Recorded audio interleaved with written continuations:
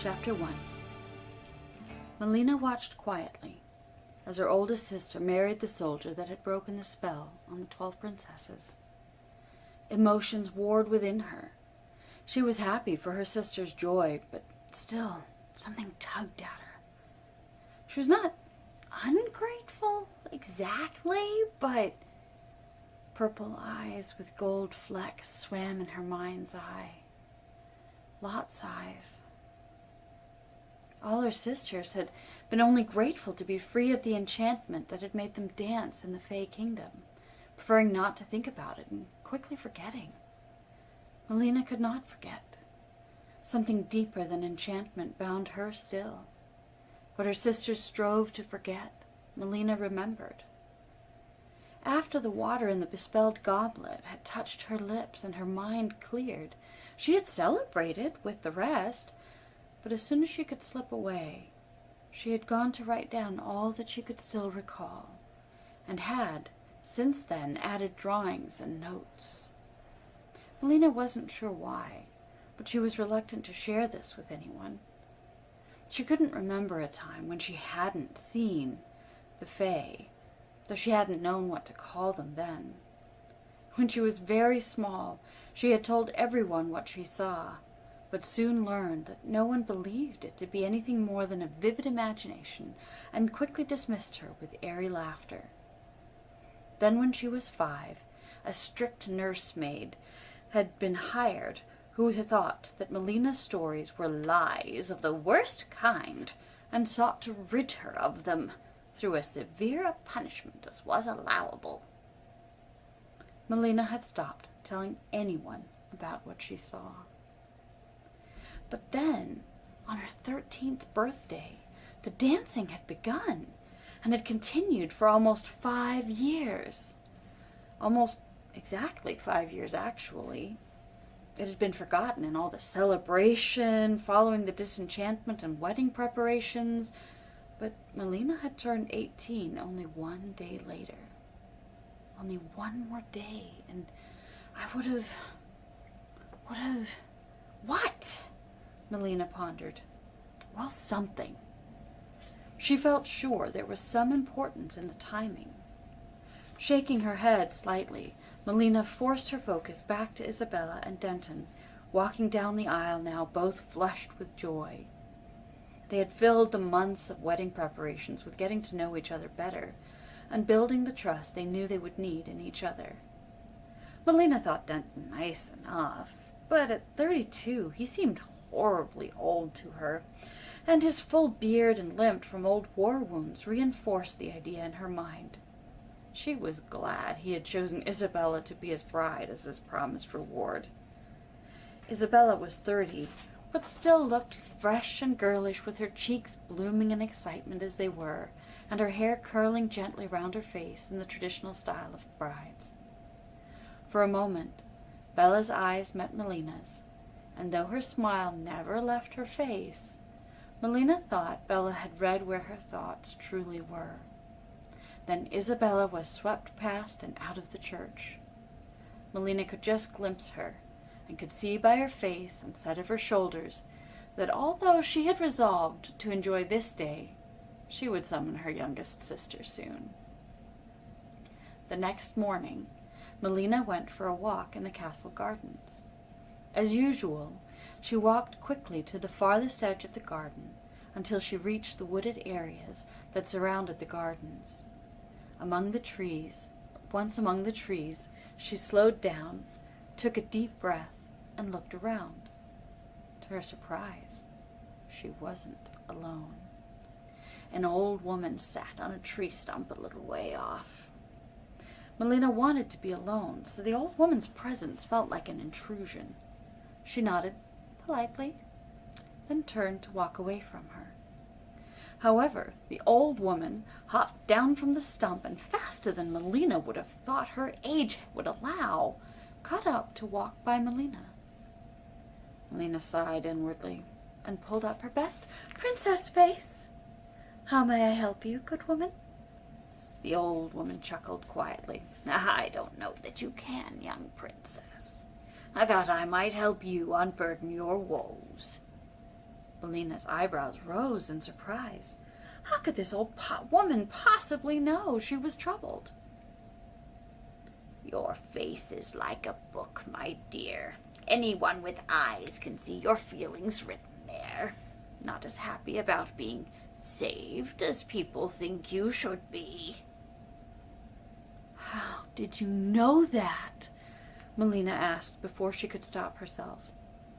The old woman cocked an eyebrow at her. Lucky guess, you could say. But I've watched you for a long time, Princess. You're different from your sisters, though you try to hide it. It made sense to me that you might feel differently about this turn of events. Melina processed this silently for a while. Although she had always made a point to know as many of the servants as possible, and had ferreted out more secret passageways than any of her sisters, there were so many servants, and most of them knew how to keep hidden from the royal family if they did not wish to be seen, that it was possible this woman had been working in the castle for years without her knowledge. Why were you watching me? And what do you mean I'm different from my sisters? We're all different.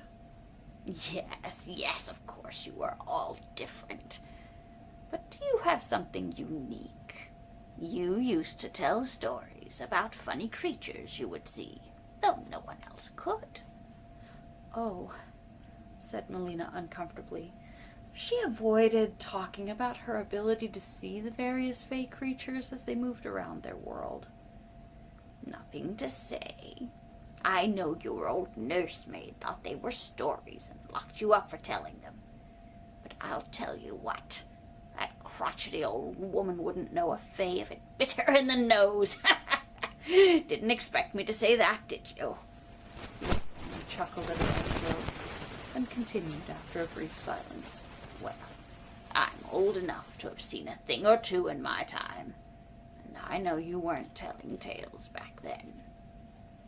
She gave her a sly wink and laid one finger to the side of her nose. Why don't you tell me what's troubling you now? 2 heads can often come up with a solution when one isn't enough. Before long, Melina found words pouring out of her, telling the old woman about how she felt torn between feeling grateful about the spell being broken and feeling as though something wonderful had been taken away from her, about all the fae seeming to have left after the spell broke, and how lonely she felt without them. She'd never felt very close with any of her sisters, except for Bella, and now Bella was always with Denton. She felt more displaced than ever, and wanted more than anything to go find where she belonged. Well, there's an idea, the old woman nodded. You could go looking. I can't go looking.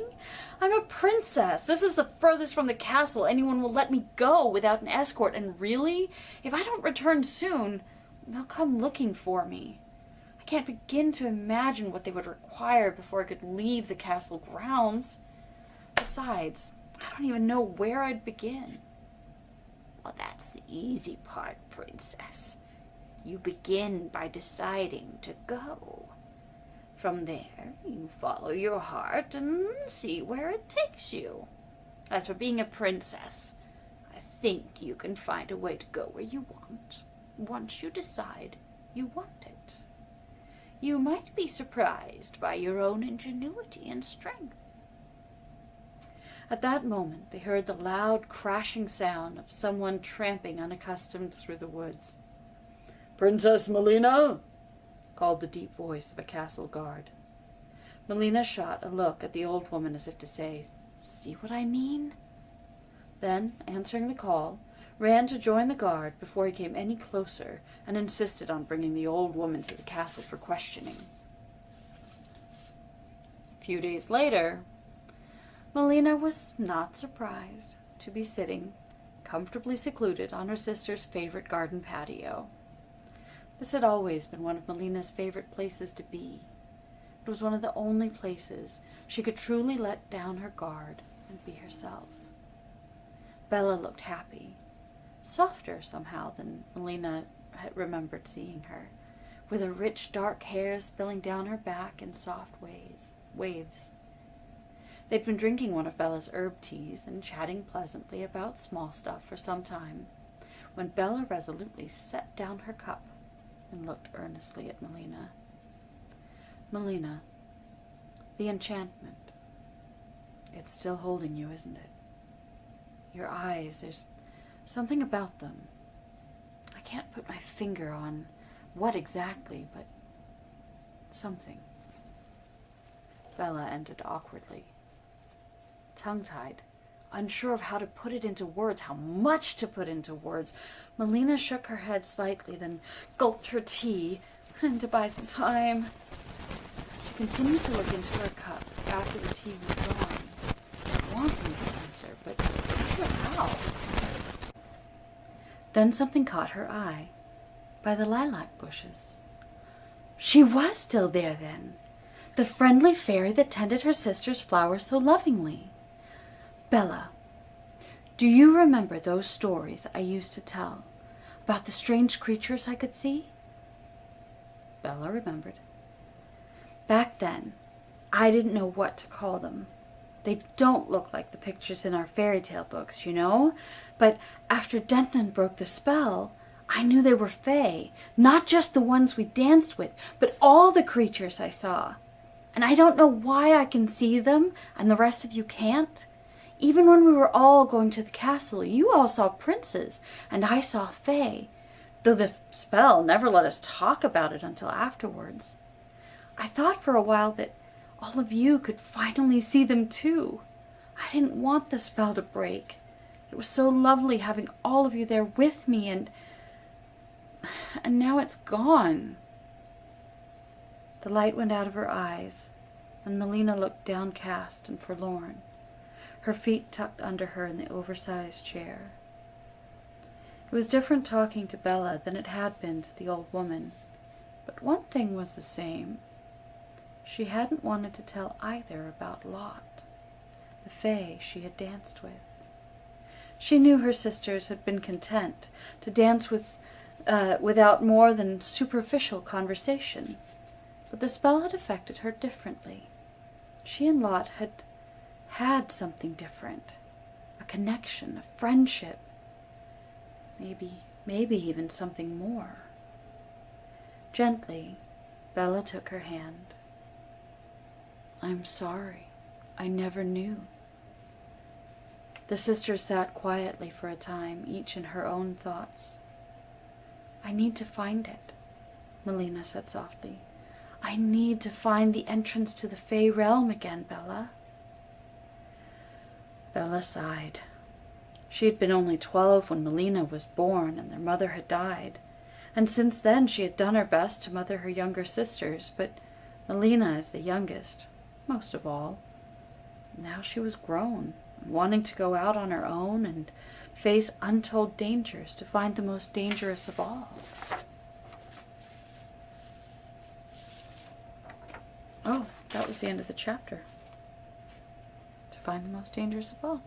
There you have it.